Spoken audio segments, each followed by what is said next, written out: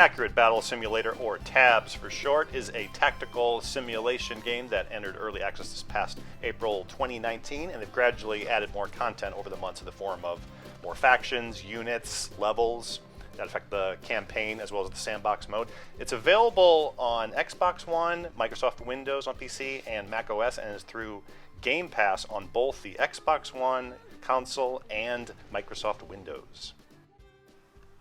So there isn't a standard narrative-driven campaign with this one. Instead, the campaign levels centered around the factions that you aren't even always going to be playing, and then you have the challenge levels. So these are basically the same thing. Each level within the campaign is like a challenge scenario, and these are across several different factions with their own units that have their own particular unit cost and various gameplay abilities. How it works is you have so many points on the bottom. Here you're seeing the tribal caveman faction, and then you're limited to certain factions. You see in the middle there, I have just the caveman, I'm calling it faction tribal, and then the points for each of the units. Like on the bottom left, that's the clubman, that's 70, and then I have like so many hundred or thousands of points. You set them up anywhere on the field that you want, as long as it's on your line, and then you press start and boom, that is how it works. So you have these open battles, and then you have the more closed, limited amount of points that you can use city battles.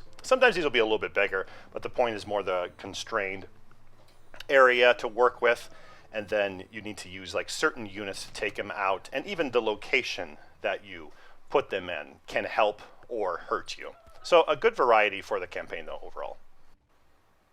So the game title itself is implying that it is not so accurate, but there is a surprising amount of depth tactically with the game. Like at first I thought I could just throw in some overpowered units and kind of go through the game, and you'll get through like several levels this way. The game is still in early access, but I was even beaten later on where I had to think about which units to use against which units, and then where to position them too.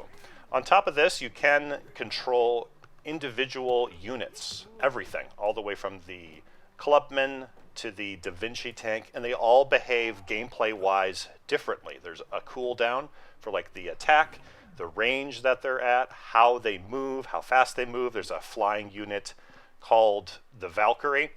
So there's a lot more fun. You don't have to engage in it this way, but it kind of adds to the humor that is already there, and there's a good amount of attention to detail. So hopefully there's potential to add this online. Right now, it is only single player. But here you see the caveman in the bottom middle there.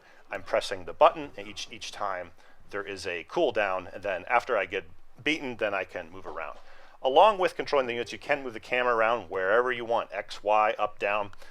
And you can possess a unit, they call it. And then once you do that, then until they die, you're able to control them.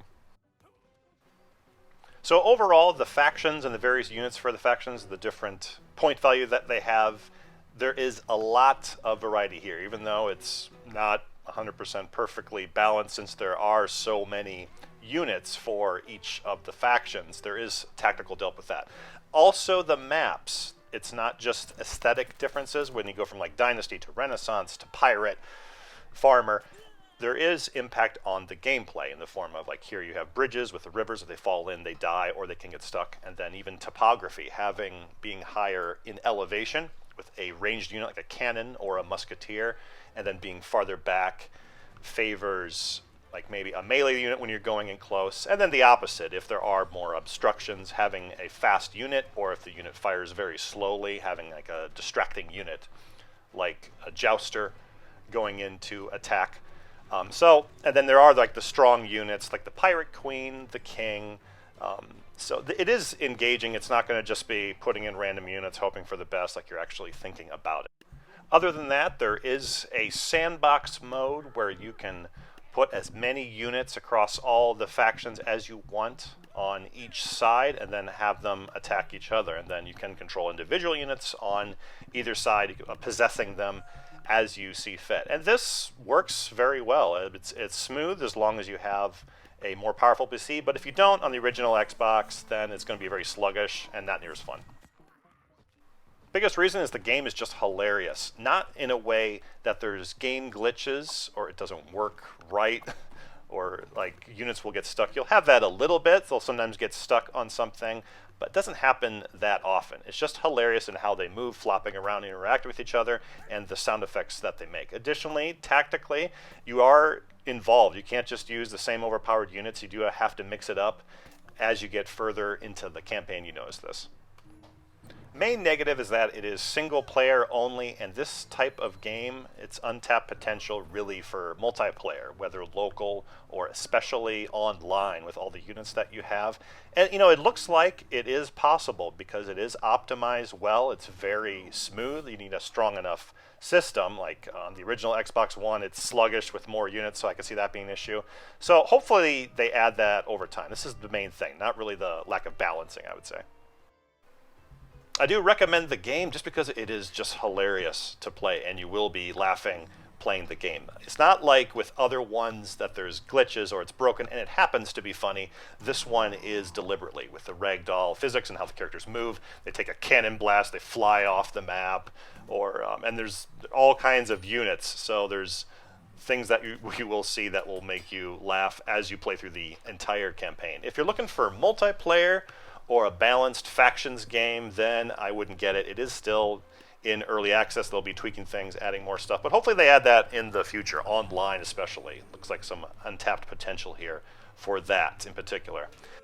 It is fairly short, so the best way to get it is through Game Pass on Windows or Xbox One. Just be mindful of that if you're looking to do Sandbox mode. It is sluggish, but the campaign functions perfectly fine even on the base Xbox. If you liked this video, please give it a like, subscribe if you liked it, check out the links for Game Pass below if you're getting it through Game Pass, and I will see you next time.